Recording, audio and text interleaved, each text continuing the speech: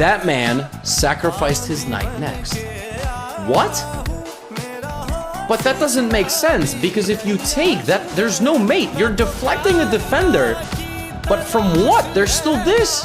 Now, Anish must take, just so you understand. Anish cannot play rook b8, that just wouldn't work. White can just defend and then keep attacking.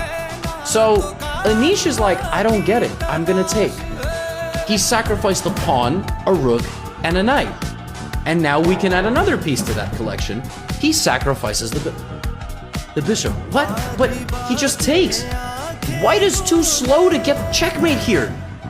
Black is just playing rook a7. That was another part of Anish's idea. When Anish played the move a5, he knew if his queen ever left, the rook would guard the king from a distance. That's the entire purpose of having a rook. So it doesn't need to stand in front of the king. It can guard it from a distance. Okay? Anish is playing all the logical moves. h6, rook a7. What I think Anish overlooked is that White does not need to take the bishop yet. White could take, and then do this, and then hang out, and try to get this, and get mate, and it's very scary, no doubt about it. In fact, the position is losing here for Black, unless Black goes here and sacrifices the rook for the knight. This knight is a 5.5-point knight. It's so powerful. And rook h1 is simply unstoppable here. That's probably what Anish thought was going to happen. But Mamedyarov plays rook h1. The Joker card of the attack has been revealed. The h-pawn was never going to take the bishop.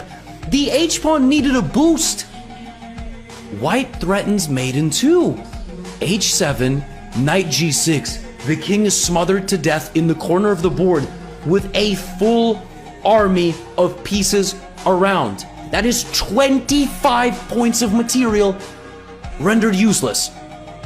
Oh my goodness. Rook h1 and h7 is on the way.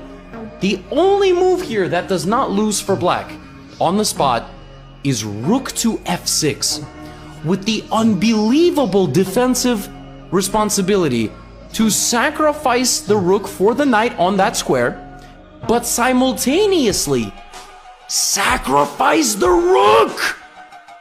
And now the Black queen sneaks in!